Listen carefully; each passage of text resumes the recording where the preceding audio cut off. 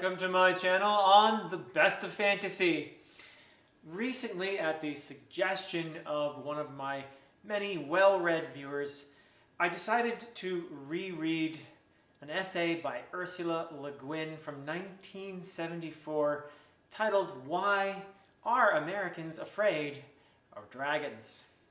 And I am very glad to have reacquainted myself with this essay. So glad, in fact, that I thought I would share not only the essay with you, but also a few of my little reactions. Mostly I will be summarizing what Ursula Le Guin had to say and adding my own 2 cents here and there. But in the essay, "Why Are Americans Afraid of Dragons?" Le Guin addresses, and I'm going to quote here, this is a quote, Le Guin addresses something that goes very deep in the American character, a moral disapproval of fantasy. A disapproval so intense and often so aggressive that I cannot help but see it as arising fundamentally from fear. And it, of course, it's not just Americans that this observation applies to. Lots of modern people, especially in technological societies, disdain fantasy. And it might or might not vary from nation to nation. Le Guin seems to feel that it does to some degree, and in particular, she singles out the English as being less afraid. She says that they tend to be more receptive to fantasy, though I think perhaps Harry Potter's Uncle Vernon might have a word to say about that.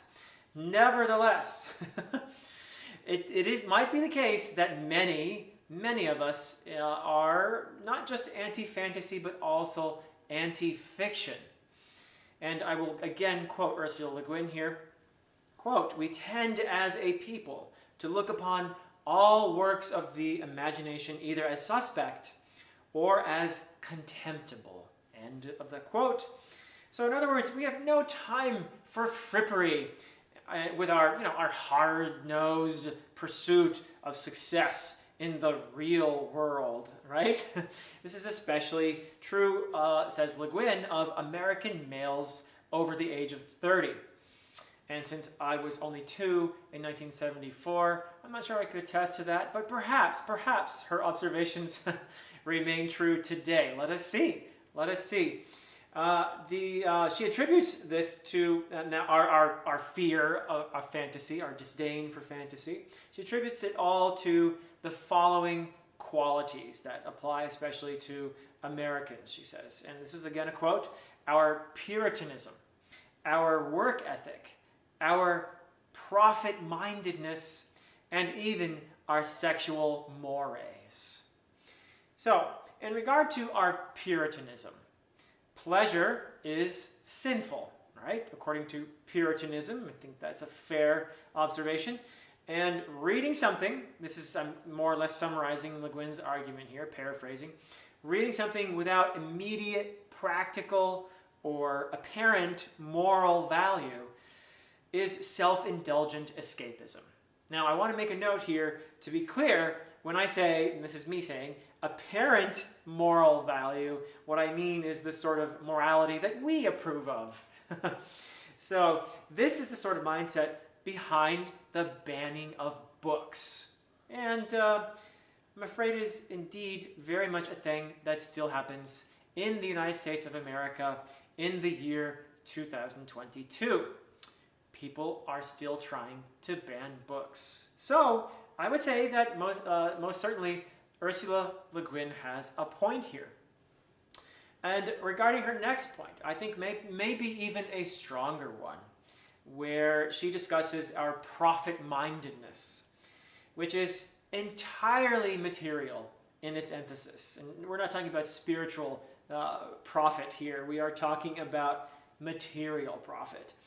And so it is entirely material, and in its emphasis and in its expression. So as Le Guin says, and here's another quote for you, "In the businessman's value system, if an act does not bring an immediate tangible profit, it has no justification at all." And that is the end of that quote.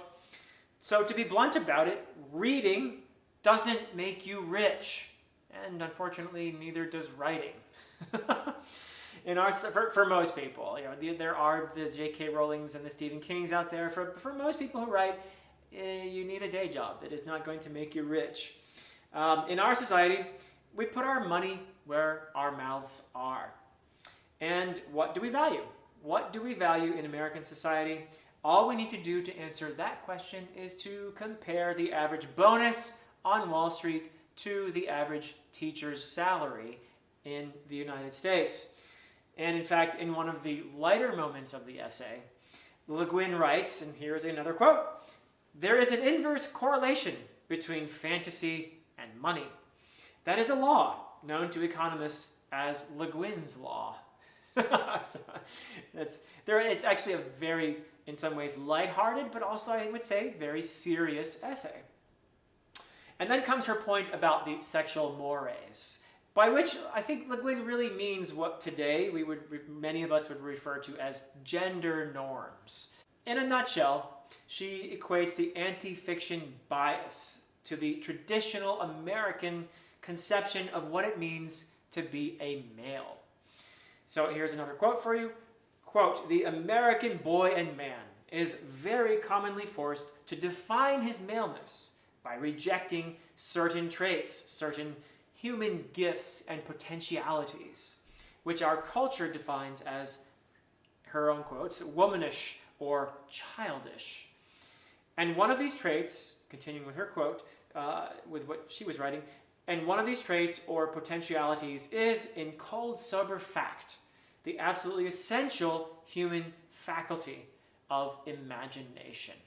And I would agree with her 100% that imagination is absolutely central and essential to what it means to be a human being. It's a common observation that traditionally, at least, women in America have been socialized to be more empathetic and thoughtful of other people, while men are taught to be competitive. It's something that you can see in the linguistic strategies that we often employ. Just think about who apologizes more often, who says thank you more often. It tends to be the case. Of course, anyone can use what I'm referring to now as maybe a feminine linguistic strategy or a masculine linguistic strategy. But it tends to be the case that women are socialized to be more thoughtful of others. And of course, empathy of this sort, like any kind of empathy, requires imagination. So what is it like to be this other person? Do American males have stunted imaginations? Well, I would like to think that this is less true than it once was, but once again, I must concede that Le Guin touches a nerve here. And this lack of imagination also means that the loss of spontaneity results in a loss of freedom. The free play of the mind, as she refers to it. The free play of the mind is as necessary in healthy adults as it is in children. This is something that Le Guin argues, I think, pretty persuasively, because this free play of the mind results in such things as, and she gives the examples of war and peace, or the theory of relativity. These are things that are arrived at, are produced, are created through the imagination, the human imagination. It's a powerful thing. And Le Guin ties all of these factors together in the following statement. Many American men, here is the beginning of the quote, have learned to repress their imagination, to reject it as something childish or effeminate, unprofitable, and probably sinful. They have learned to fear it.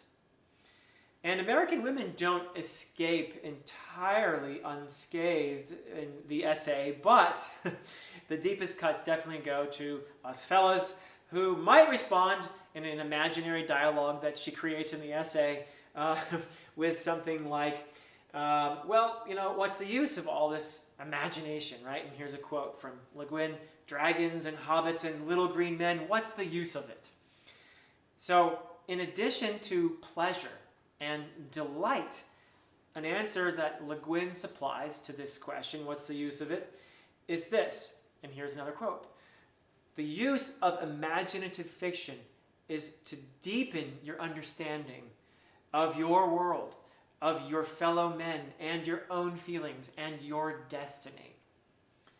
So Le Guin, once again, in this ongoing dialogue, imagines a retort from our successful American male.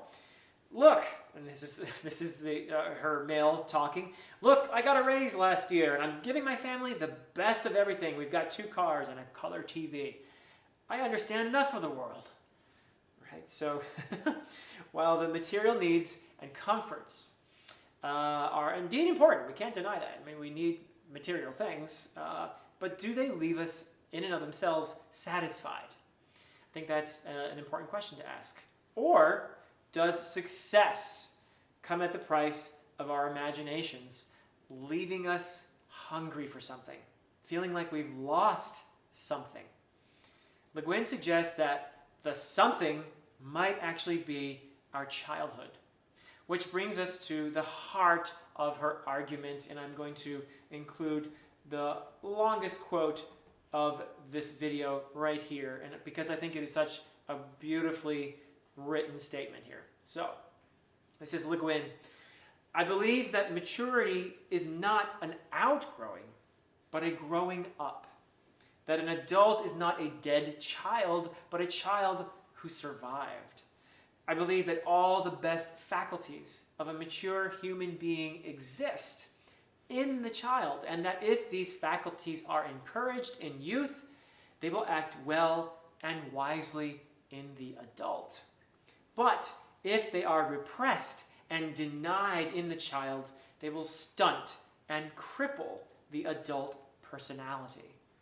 And finally, I believe that one of the most deeply human and humane of these faculties is the power of imagination. To that, that's the end of the quote, to that, this American man and descendant of Puritans says, "Amen, sister." For while, as Le Guin points out, it's possible to dismiss fantasy and works of the imagination as trivial and untrue, in fact, they convey deeply important truths. Truths that might just challenge our pose of complacency with a life of materialism, and therefore might be just a bit scary.